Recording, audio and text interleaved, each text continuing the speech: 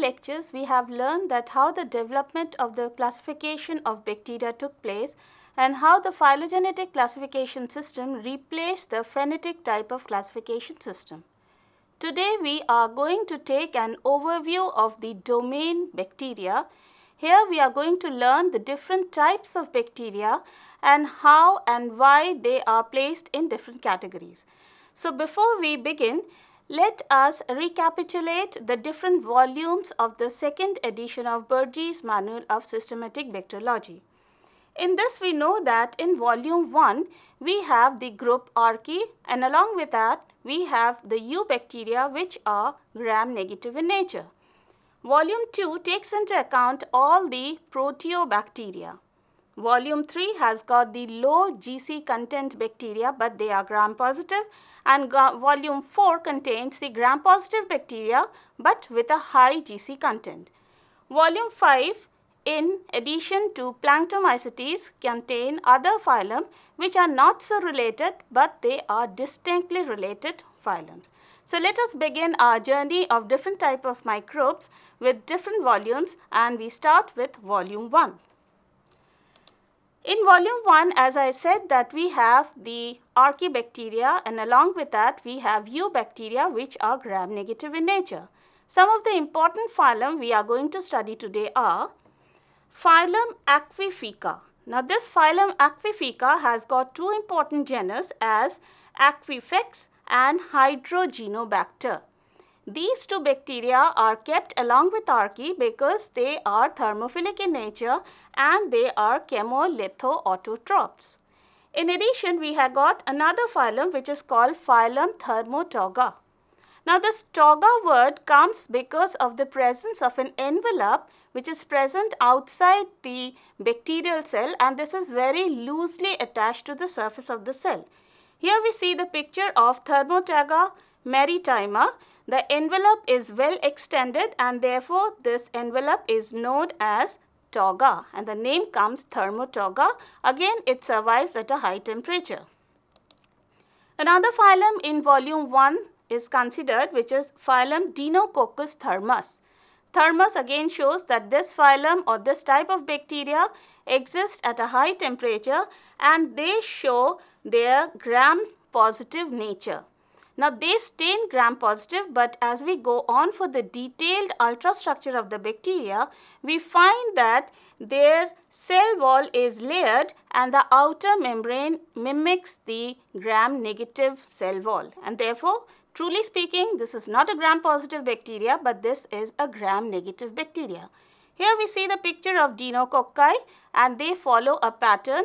Either they are present in a pair or they are found in a tetrad organization. Phylum Chloroflexi is another important phylum which is placed in volume 1 of Burgess Manual, and it contains all green non-sulfur bacteria. Non-sulfur because they are not the one which can accumulate sulfur inside the cell wall, nor they can liberate out sulfur outside the cell. An important genus is Chloroflexus. Phylum Chlorobi contains all the green sulfur bacteria. That means these bacteria use hydrogen sulfide, elemental sulfur and hydrogen as electron source, and they accumulate sulfur outside the cell. And that is why these are called the green sulfur bacteria, which is different from the phylum Chloroflexi. Another important phylum which is included in group 1 along with Archaea is Cyanobacteria. Cyanobacteria is considered as an ancient form of bacteria, and they are the one which are responsible for the evolution of oxygen, or rather I should say the oxygenic environment that we get today. Because they are the first phototropic organisms, and they evolved oxygen and therefore converted the anoxygenic environment of the earth into an oxygenic environment. They show different type of morphology. They may be filamentous, they may be rod-shaped, or they may be coccus. Another important feature of phylum Cyanobacteria is, as the word cyano we can see means blue. They show a presence of a particular type of pigment, and that is called phycobilins. These phycobilins can be of two types, either phycoerythrin or phycocyanin. Phycocyanin gives a blue color and phycoerythrin gives a red color. The presence of heterocyst in this cyanobacteria is an important feature. The heterocyst is normally found in the filamentous type of cells, and it is larger than the vegetative cells, which we can see in this picture. The adjacent cells are the vegetative cells and the heterocyst is a bigger cell. Now this heterocyst does not contain photosystem II, and therefore they cannot liberate oxygen nor they can fix carbon dioxide from the atmosphere. So what is the function of heterocyst? The heterocysts are basically meant to fix nitrogen from the atmosphere, and when they fix nitrogen from the atmosphere, they convert it into ammonia, and ultimately this is converted to glutamine. This glutamine, or an amino compound so produced in the heterocyst, is transported to the other vegetative cells, and hence in this way it supports the vegetative cells.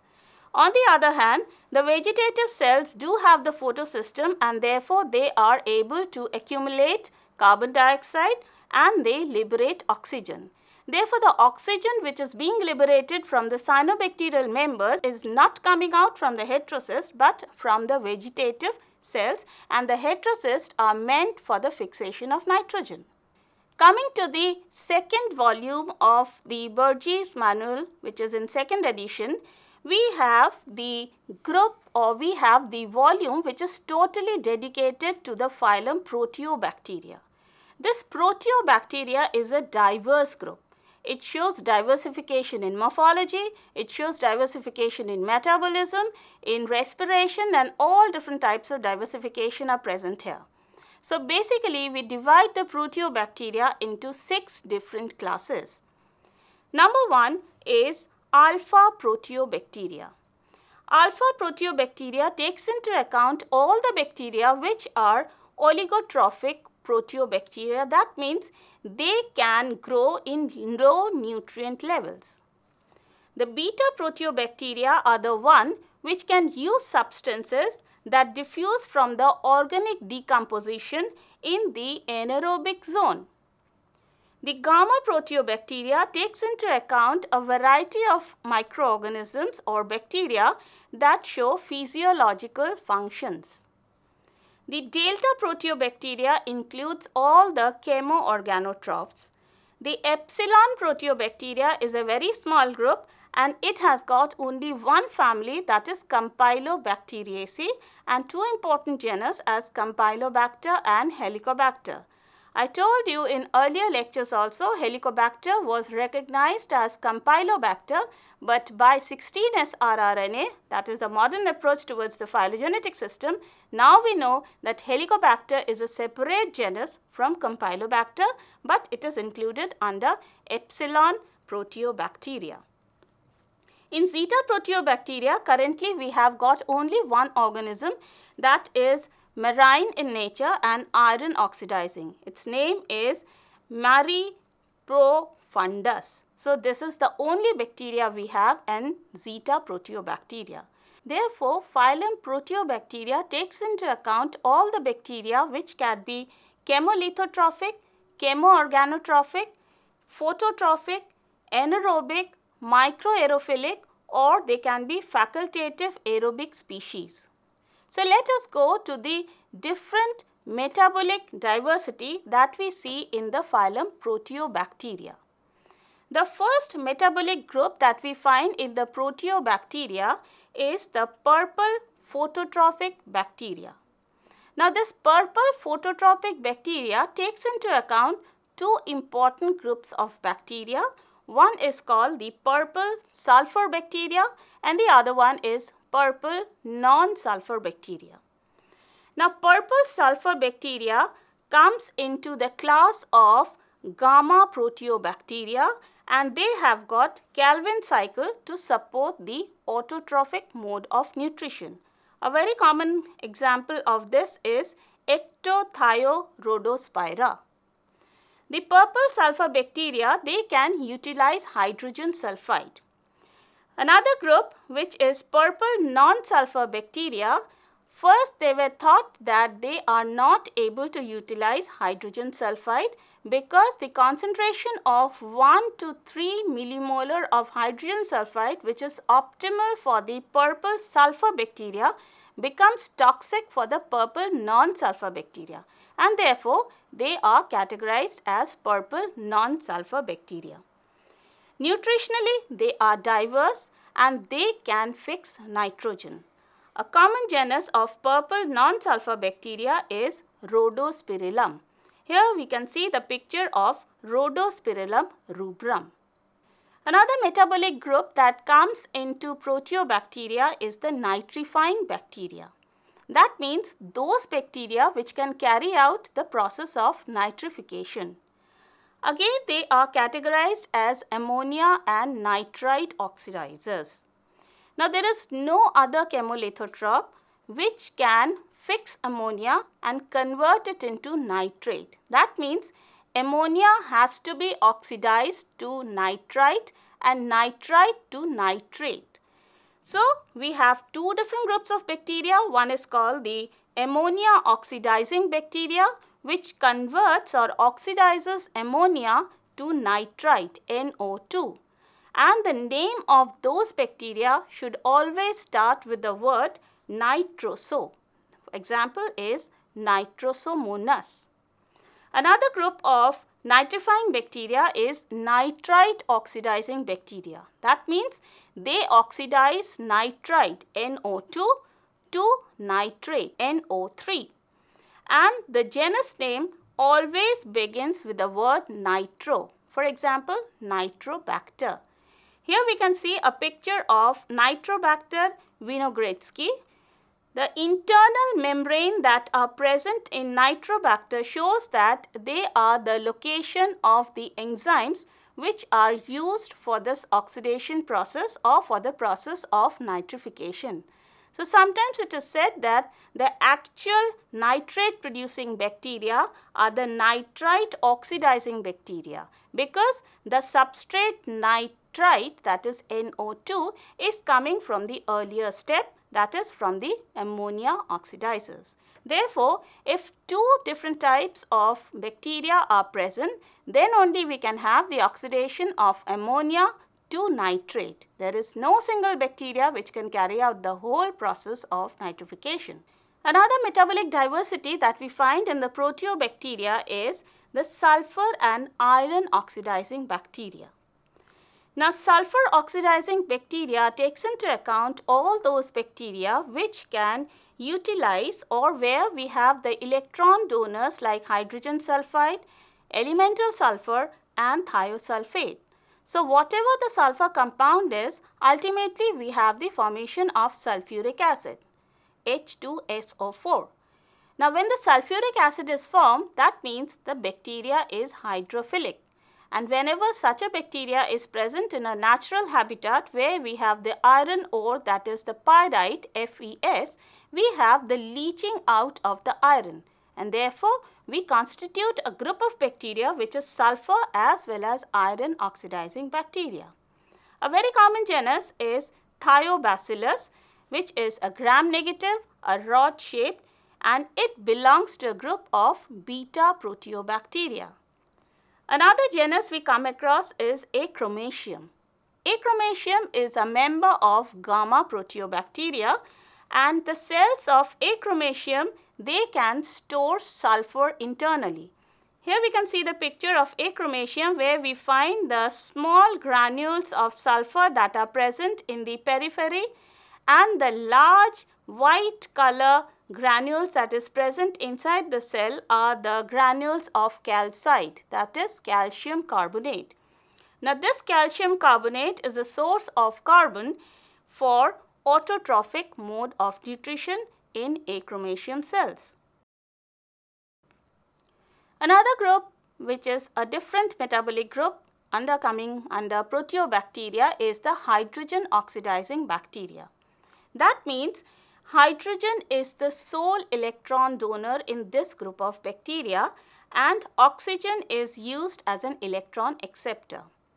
So, in order to bind the hydrogen, these bacteria show a special type of enzyme, and that is called hydrogenase. In many bacteria, we see only presence of one hydrogenase enzyme in the plasma membrane, but there are many categories of bacteria where we find more than one hydrogenase, one present in the plasma membrane and the other one which is present in the cytoplasm. So, presence of this hydrogenase enzyme becomes essential and characterize this group of bacteria. Another group of bacteria which is included in this hydrogen oxidizing group is called carboxydotrophic bacteria. Carboxydotrophic bacteria are the one which oxidizes carbon monoxide.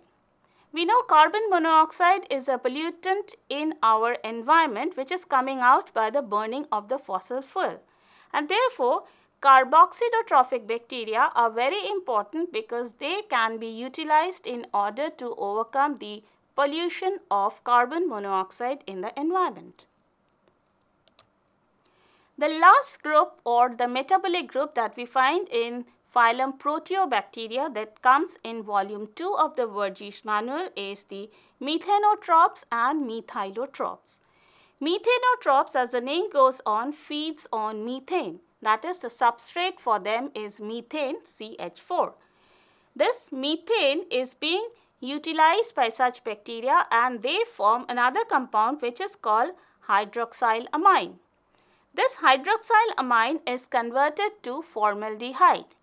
After the formation of formaldehyde, the bacteria can choose two different paths. One is called RUMP pathway and the other one is called serine pathway.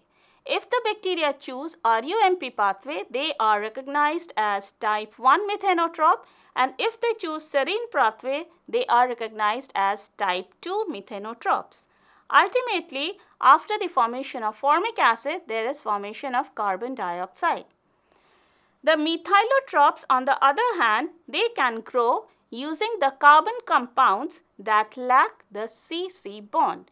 So, methanotropes and methylotropes are again two different functional or metabolic groups coming under Proteobacteria. Coming to volume 3 of the Virgis manual, in volume 3, we have the gram-positive bacteria which has got a low GC content. Now, low and high, these are two respective words. How do we recognize it? In Virgis manual, it says that if the GC content is 50% and less than 50%, it should be recognized as low GC bacteria, and if it is more than 50%, then it is recognized as high GC content and it is placed in volume 4. So, let us study the volume 3 bacteria which has got low GC content. Here we have a class called molecules. If we are able to recollect, we find that molecules are nothing but the mycoplasma which were placed separately in the first edition of the Virgis manual. But the second edition places it in volume 3 along with gram-positive bacteria, though it lacks cell wall, though it does not have the peptidoglycan, and they are resistant to penicillin. It is placed here because they show a GC content which varies from 23 to 41%, that is less than 50%, and that is why they are included in volume 3. Along with it, we have a phylum called Firmicutes. Now, this Firmicutes can be sporulating Firmicutes or they can be non-sporulating Firmicutes. Sporulating are the one which form endospores, for example, Clostridium, Bacillus, while the non-sporulating are the one which do not form the endospores, for example, Staphylococcus, Streptococcus, Micrococcus, Lactobacillus, Sarcina. Now again, Staphylococcus and Streptococcus can be categorized into two groups depending on the hemolytic pattern they show. That means if they are grown in the blood agar media, they may cause the hemolysis of the RBC. Here in the first picture, we see that hemolysis of the RBC takes place, but there is no color change in the media, which is called the beta hemolysis. While if there a color change takes place in the media, it is called the alpha hemolysis. The beta hemolysis can be shown by Streptococcus pyogenes, while the Streptococcus pyogenes has got many strains which show the alpha hemolysis. Similarly, the beta hemolysis is seen in the case of Staphylococcus aureus, and there is no hemolysis seen in Staphylococcus epidermidis. So, based on the hemolytic pattern also we can categorize the different types of bacteria, but which falls under the non-sporulating category of Firmicutes. Coming to the volume 4 of the second edition of Burgess manual, we have the gram-positive bacteria which has got a high GC content. Now, the phylum which comes under this is called Actinobacteria, which takes into account the actinomycetes which show the filamentous nature. Along with it, we have many other bacteria, and one of the important genus which comes under this is Arthrobacter. Now, the typical characteristics of Arthrobacter is it shows a rod coccus growth pattern. That means here we can see the first picture which is taken at 6 hours of growth, where an elongated cells are seen somewhat mimicking the coccobacillus shape. After 12 hours, we find the cells become bacilli or rod shaped, or after 24 hours they completely look like the rod shaped cells. But as the colony are fully developed and they have been isolated, we find that the bacteria shows a coccus nature. So, this growth pattern is typical of Arthrobacter, which is called the rod coccus growth pattern. Another family included under this is called Mycobacteriaceae, and an important genus is Mycobacterium. The species Mycobacterium leprae, Mycobacterium tuberculosis, all pathogenic in nature because they cause disease in humans. They have got high amount of mycolic acid, and therefore they are recognized as acid fast bacteria, because if they stain with basic fuchsin and they are washed with acid alcohol, they still retain the stain. Here we can see the picture of acid fast staining. The red patches or the red rod shaped structure are the mycobacteria against the green color host tissue. The last volume of the Burgess manual, the 5th volume, is dedicated to numerous phyla, but they are not distinctly related. That means they have got grouping of all those phyla which could not be included in rest of the 4 volumes. For example, we have got a phylum called Spirochetes. An important member of Spirochete is Treponema pallidum, which causes syphilis. Now, spirochetes show a spiral nature in their morphology and presence of endoflagella, which is a typical feature not found in any of the groups or any of the volumes of the Burgess manual. Another phylum is phylum Planktomycetes. This is a different group because here we find that the nuclear material along with the ribosomes are enclosed in an envelope. This feature is very much similar to a feature seen in the case of eukaryotic cells, and therefore we see that Planktomycetes is somewhat forming a bridge between the prokaryotes and the eukaryotes, because they have the characters of prokaryotes, but presence of the nuclear membrane and the nuclear material along with the ribosomes inside this membrane is a feature which mimics the eukaryotes. A new phylum has been included in this volume 5, and this phylum is phylum Bacteroidetes. Now, this phylum contains an anaerobic, gram-negative, non-sporing, motile or non-motile rods. So, this is a new phylum which has come up and has been included in volume 5. So, these are basically the different categories of the bacteria that have been classified according to the phylogenetic type of classification system. So, whenever we wish to classify a microorganism, we should classify it not only based in their morphology, metabolism, but we should also develop a phylogenetic pattern so they can be recognized, they can be known all over by all the microbiologists by their similar nature and similar characteristic features. And therefore, this is what the classification says, that group the organisms, identify the pattern, identify the evolutionary mechanisms, and then put them in the second volume of Burgess Manual of Systematic Bacteriology.